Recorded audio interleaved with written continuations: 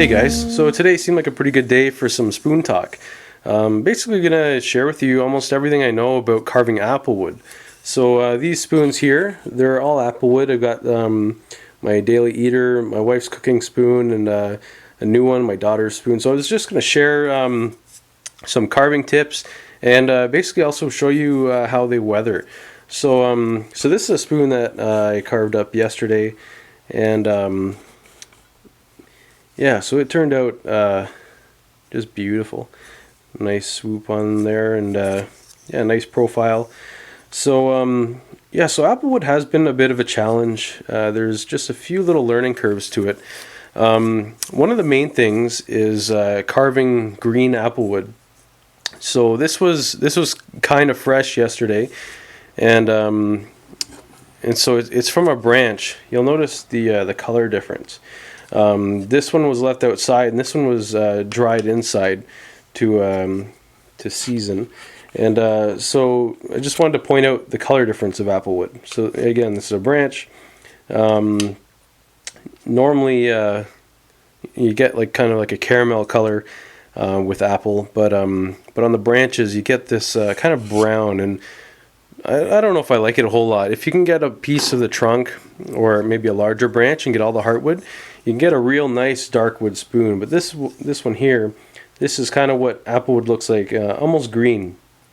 So yeah, so I did carve this one fairly green. And one thing you gotta look out for with applewood is when carving it real wet, it will discolor on you a lot. So what I had to do with this is I carved it out, I let it dry a little bit for about a day, and then I actually microwave dried it.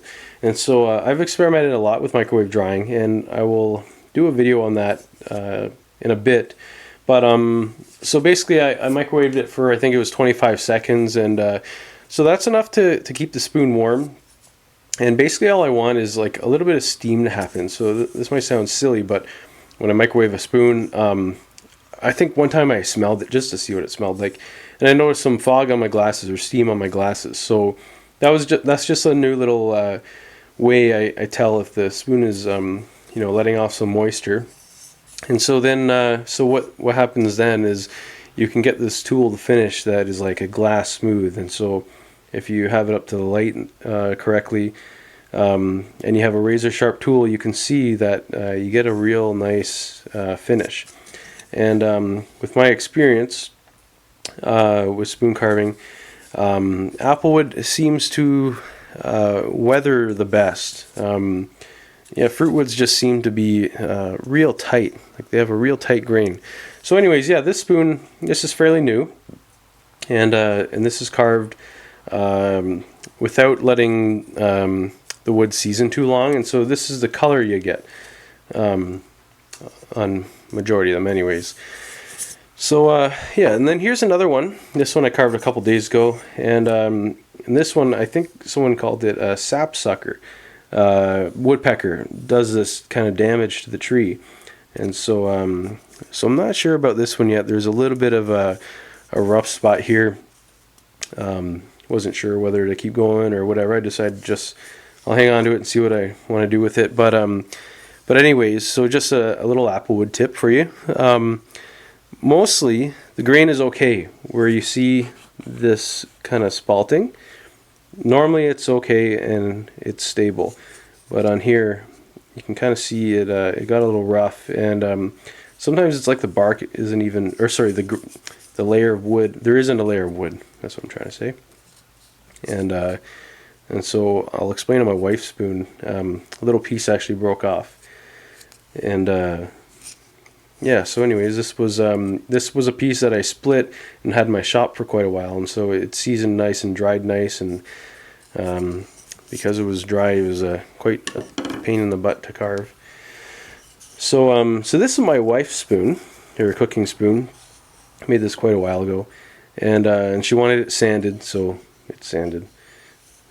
And yeah, so what happened here was it was wider, and there was some of that kind of spalting effect going, and I thought it looked cool, but I also knew it might eventually break off. So it started to chip a little bit, and I just took it off.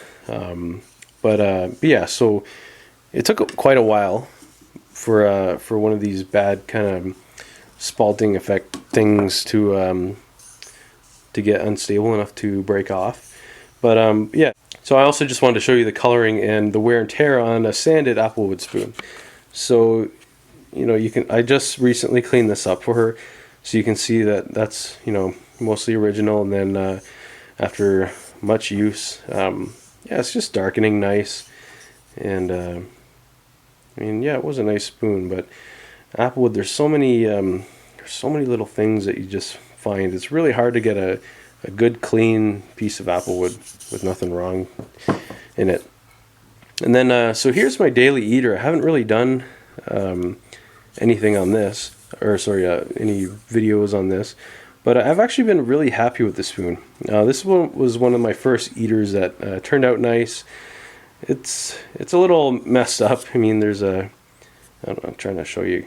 You can see that there's a twist. It wasn't even straight, but yeah, it's been a real pleasure to eat with. Maybe it's because I got so used to it, but what I wanted to point out was that that the finish is just has been very nice. So I explained with a razor sharp knife and kind of a I don't know if I explained this or not. A razor sharp knife and seasoned Applewood.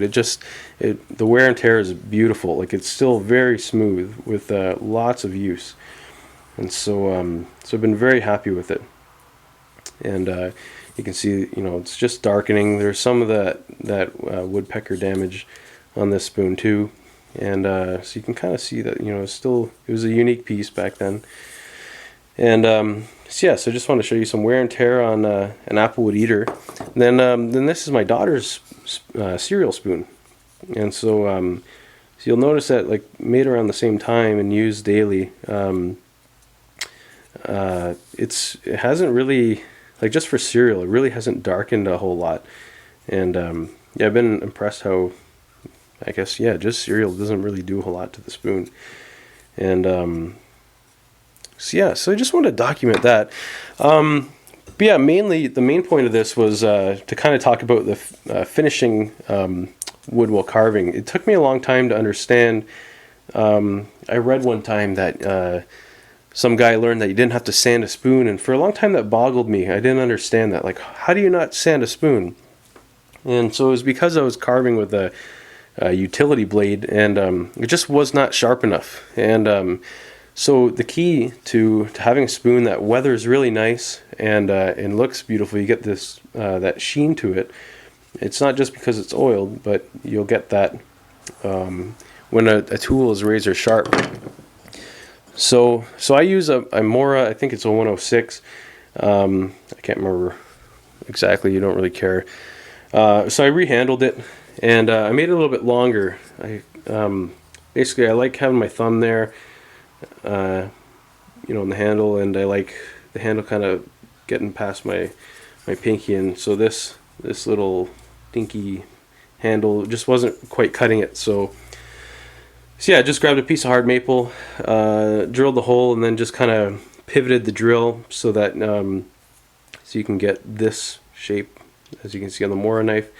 Put this knife in the blade in the vise, and then just use the mallet to get this on. And so that's actually turned this knife into a very nice knife for me.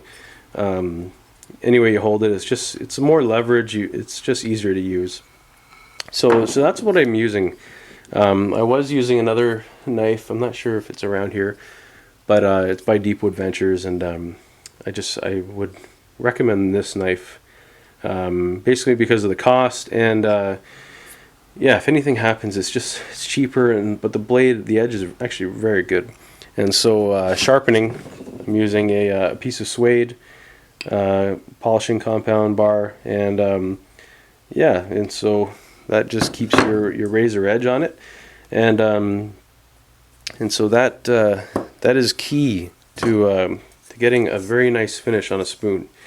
And so if you're not getting this finish, your wood is probably too wet, or your knife is dull. So yeah, like when I was carving this fresh, I had to kind of carve it in stages. It did not have the sheen. So if you want to pursue that sheen, make sure your knife is sharp. And so one thing I do to test is I don't know if you can see, but yeah, you can't really see. But I test it on my arm here. I just test my knife. If it shaves a little patch off, my arm is all patchy, which is fine. But that's my test. So when I go to finish a spoon, I make sure that thing is dang sharp, and yeah, so it gives just a terrific finish. And so on the inside there, I'm using my my Nick Westerman Tuca cam, and always happy with the finish that that thing leaves. So yeah, so this spoon before it went, I just wanted to kind of have it in a video. I think it looked pretty darn nice, and yeah, it turned out beautiful. I like just to have records, and yeah, but just I've learned a lot with carving applewood. I've got I think about 5 trees, and I probably have carved about 2 of them worth of spoons, and so yeah, I feel like I've learned a lot, and it's definitely not my favorite wood to carve, just because you do get into stuff like this, and but it's also very tough. Like you're tired after carving too much apple, and yeah, so it's not my first choice to go to when I just feel like carving, but yeah, and I definitely don't. I try not to carve apple at the end of the day, but yeah.